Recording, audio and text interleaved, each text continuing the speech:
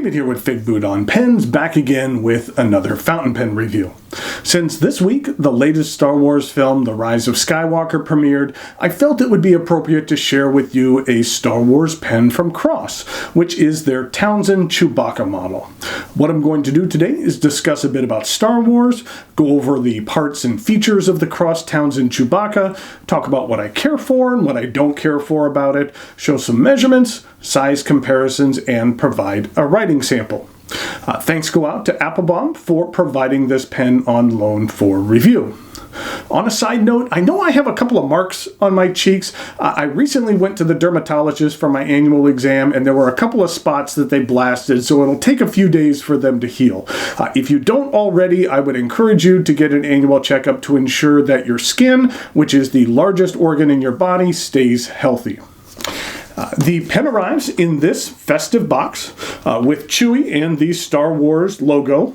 Inside we have a couple of things. First of all, there is a smaller box, and inside this smaller box there is a pen stand that on one side says Cross and then on the other side says Star Wars. Then we have another box. Which contains a few things. There is some information about this pen. There is a warranty certificate. There is a use and care guide. And then a couple of cartridges. And then we have a pen. This is the Cross Townsend Star Wars Chewbacca. The pen is metal. Since it does have a bit of heft to it, I'm assuming it's made from brass. The distinguishing feature on this pen is the deep etched engravings on the cap and barrel of this pen, which are covered in a translucent mahogany brown lacquer finish. The etching and coloring are meant to resemble the fur of Chewbacca, the Wookiee. And I do feel it does a very good job of that.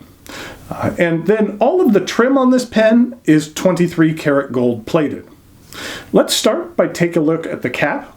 The end of the cap is adorned with a Swarovski smoked topaz crystal. Right below the crystal, it is engraved with the number of this pen. This is a limited edition pen with 1,977 pieces. 1977 refers to the year which the first Star Wars film, A New Hope, was released. Now, when the original Star Wars film came out, I distinctly remember going to see it. Nowadays, the average theater seats maybe like 200 to 300 people, but back then, we really didn't have multiplexes. Now, first of all, that makes me feel old when I'm like, back in my day, but there was just like a theater that showed one movie, or if you were lucky, a double feature. I grew up in San Diego, and these theaters sat around like 1,000 to 1,200 people each. No stadium seating either. The floor just kind of angled up slightly. And I remember going to the Valley Circle Theater in Mission Valley area of San Diego and having to wait in line with hundreds of people in a line that wrapped all the way around the building. You had to show up early because all of the showings were selling out. But I remember sitting there in the theater and really not knowing what to expect. Some of my friends had seen it and thought it was pretty cool, but I really had no idea what I was in for. I distinctly recall the blast of the opening John Williams score and the legendary text crawl, but the thing that blew me away was what would come next. After the crawl, a ship appears, being chased by an Empire Star Destroyer. But the thing was that before you saw the ships, you actually heard it through the stereo speakers down the sides of the theater along the walls. The theater shook, and it felt like the massive ship was passing right over you before it appeared on the screen. The visual effects were unlike anything we had ever seen. Every sight and sound was fresh. It was like watching magic. The minute it was over, you couldn't wait to see it again. And people did. They would leave the theater and then get right back in line to see it again. For a while, your status in certain social circles was ranked by the number of times that you saw Star Wars. It was truly a cultural phenomenon. Okay, back to this pen. The cap angles up a bit and then is straight once it meets the traditional cross clip. There are a couple of things on the underside of this cap. Up top, there is the Rebel Alliance logo. Beneath that, Star Wars is engraved, and below that is the distinctive pattern found on Chewbacca's bandolier. Now, the bandolier is actually attached to a satchel, which at times is difficult to see since it's the same color as Chewie's fur. At the end of the cap, we have a dual-ringed cap band and a small step down to the barrel, which is straight until about this point, when it tapers down to a black plastic band and a slightly rounded metal end. The cap snaps off, and I will say that the capping mechanism on this pen is a bit clunky. It feels like a mechanism that should have lubrication but doesn't. Maybe it'll loosen up over time, but right now out of the box it's a little bit awkward.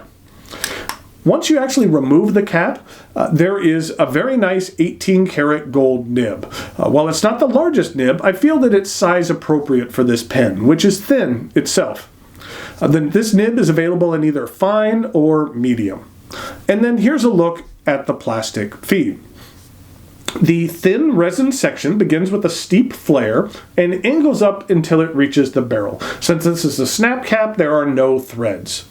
While this section is a little bit thin for my personal taste, I feel the large flare does a good job of helping me maintain a decent grip. And I do like the way the texture of the engraving feels on my hand. It's unique. The cap does snap to post. Even though it's metal, I don't feel that it overly backweights the pen or throws off the balance. The Townsend is a cartridge converter pen. Cross does use proprietary cartridges and converters. Both a converter as well as the 2 ink cartridges I showed you earlier are included with this pen. The Cross Townsend Star Wars Chewbacca retails on the Applebaum site for $318. I'll put a link to the Applebaum site in the notes below. I do feel they did a good job of representing Chewbacca with this pen, and the engraved hair is my favorite feature. However, I do find that $318 is a bit on the high side in regard to a value cost for this pen. The saving grace is the gold nib, which, as you will be seeing in the writing sample, is very nice. On the opening night of the latest Star Wars film, Rise of the Skywalker, I actually brought this pen along with me. I felt it was only appropriate to bring along a Star Wars pen when I saw the latest Star Wars film. In regard to the film, no spoilers, but I would have to give it a B-. If you don't think too hard and just sat back and watched it, it was enjoyable enough, but there were a few moments, especially those which were solely included to appease the fans, that for me felt a little bit awkward and forced. I was glad to have seen it though. Thanks again go out to Applebaum for providing this pen on loan for review. Now it is time for some measurements, size comparisons, and a writing sample.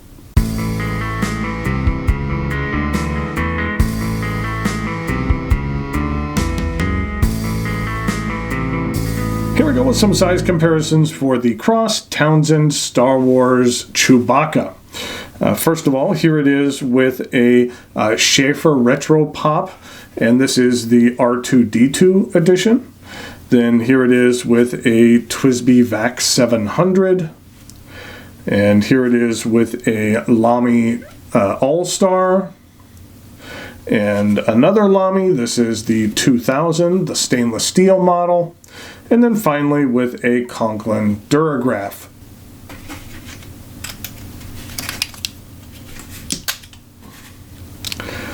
And then in regard to some uncapped comparisons, here it is with the very same pens.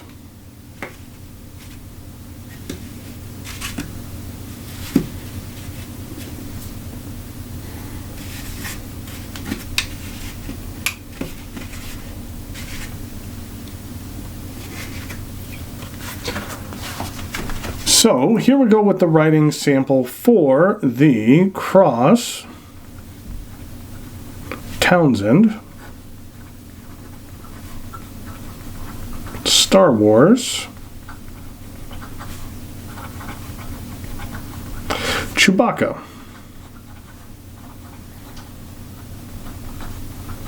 This is an 18 karat gold nib that is medium. And the ink that I'm using today is Leonardo Sepia, which I thought was a good match for this pen. This is what the sepia looks like. Leonardo recently came out with a number of inks, and so far all the ones that I've tried I really care for.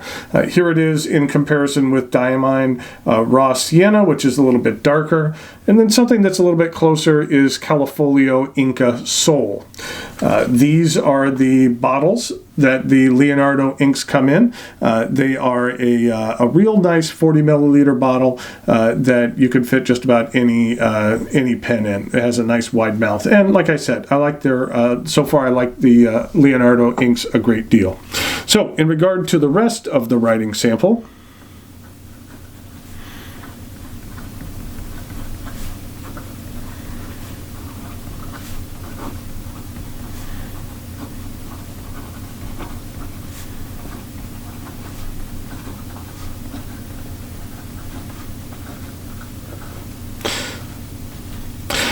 I do care for this 18 karat gold nib a great deal. You can get a fair amount of flex out of it, and then especially with this ink, you can get some nice shading with that. In regard to ink flow, I haven't had much issue with that whatsoever. In regard to reverse writing,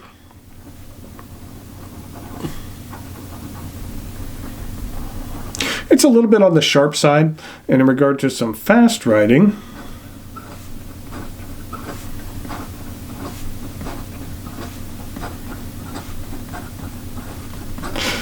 there's no issue whatsoever. So there we have the Cross Townsend Star Wars Chewbacca. Cross has a number of Star Wars pens, and I think that they've done an excellent job in capturing the essence of Star Wars in the pens that they have released. So until next time, thanks for watching, and I'll talk to you later.